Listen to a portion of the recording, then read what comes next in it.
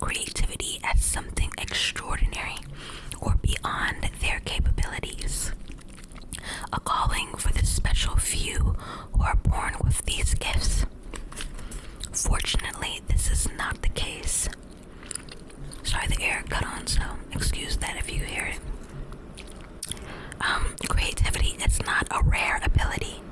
It is not difficult to access. Creativity is a fundamental aspect of being human. It's our birthright. And it's for all of us. Creativity doesn't exclusively relate to making art. We all engage in this act on a daily basis.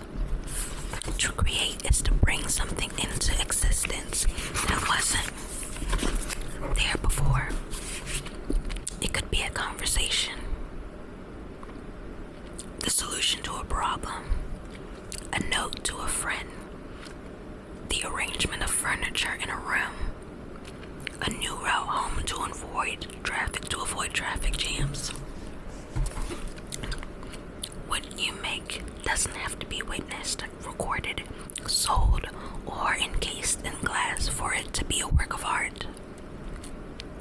Through the ordinary state of being, we're already creators in the most profound way, creating our existence, creating our experience of reality, and composing the world we perceive.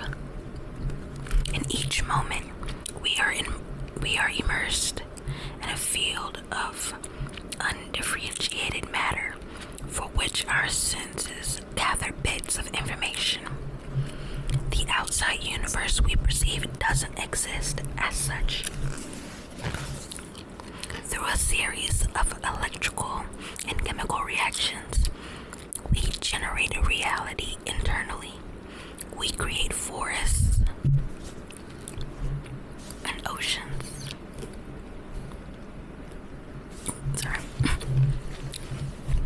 We create forests and oceans, warmth and cold.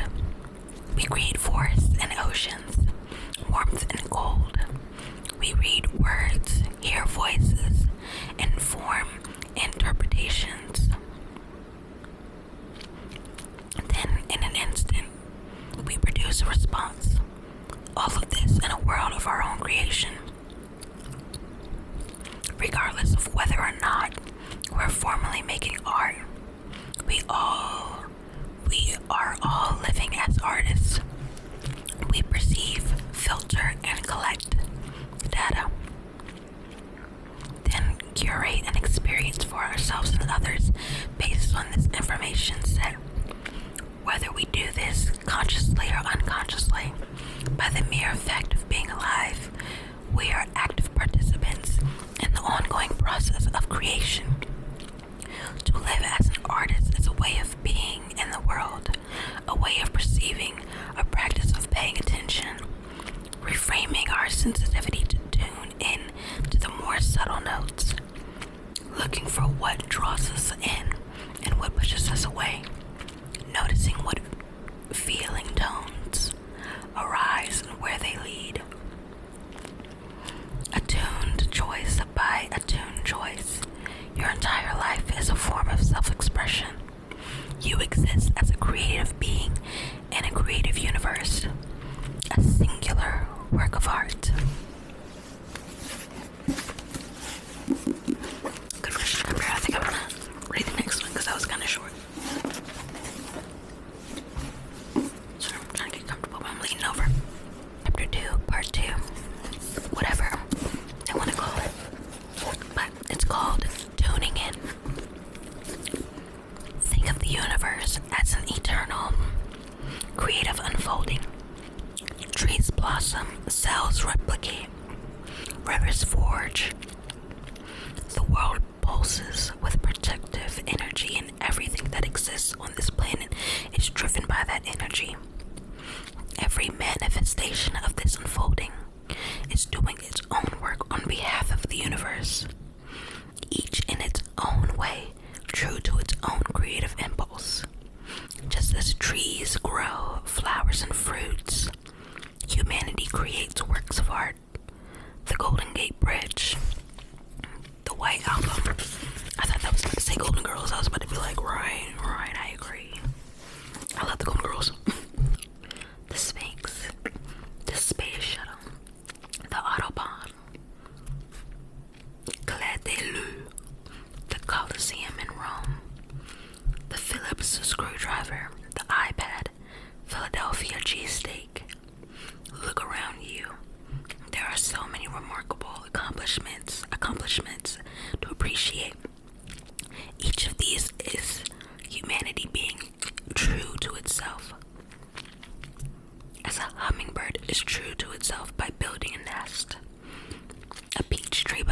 fruit in a nimbus cloud by producing rain. Every nest, every peach, every raindrop, and every great work is different. Some trees may appear to make more beautiful fruits than others, and some humans may appear to compose greater works than others. The taste and the beauty are in the eye of the beholder. How does the cloud know when to rain? How does the tree know when spring begins? How does the bird know when it's time to build a new nest? The universe functions like a clock. To everything, there is a season, and a time to every purpose under heaven. A time to be born, a time to die, a time to plant, a time to reap, a time to kill, a time to heal, a time to laugh, and a time to weep, a time to build up, a time to break down, a time to dance, a time to mourn, a time to cast away stones, a time to gather stones together. These rhymes are not set by us. We are all participating in a larger creative act we are not conducting. We are being conducted. The artist is on a cosmic timetable, just like all of nature. If you have an idea you're excited about and you don't bring it to life, it's not uncommon for the idea to find its voice through another maker. This isn't because the other artist stole your idea, but because the idea's time has come. In this great unfolding, ideas and thoughts, themes and songs, and other works of art exist in the ether and ripen on schedule,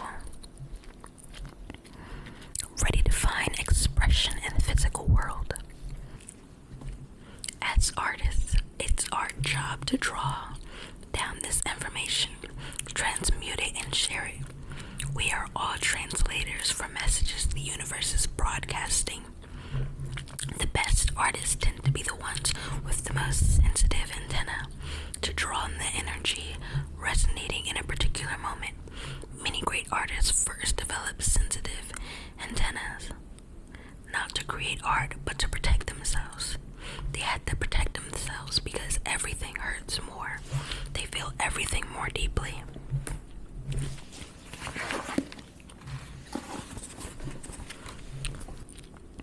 Often art arrives in moments. Abstract expression, French New Wave cinema, beat poetry, punk rock, to name a few from more recent history. These moments appear like a wave.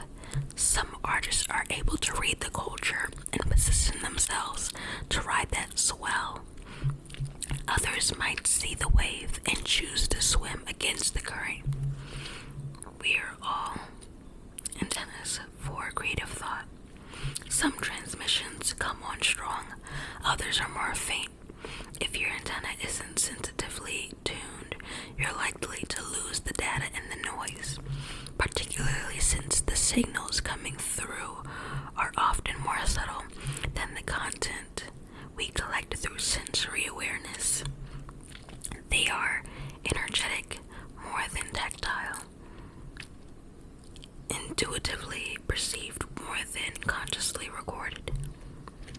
Most of the time, we are gathering data from the world through the five senses, with the information that's being transmitted on higher frequencies. We are channeling energetic material that can't be physically grasped. It defies logic in the same way that an electron can be in two places at once. This elusive energy is of great worth, though so few people are open enough to hold it. How do we pick up on a signal that can neither be heard nor be defined? The answer is not to look for it, nor do we attempt to predict or analyze our way into it. Instead, we create an open space that allows it, a space so free of the normal, overpacked condition of our minds that it functions as a vacuum, drawing down the ideas that the universe is making available. This freedom is not as difficult to achieve as one might think. We all start with it as children. We experience much less interference between receiving ideas and internalizing them. We accept new information with delight instead of making comparisons to what we already believe. We live in the moment rather than worrying about future consequences. We are spontaneous more than analytical. We are curious, not jaded.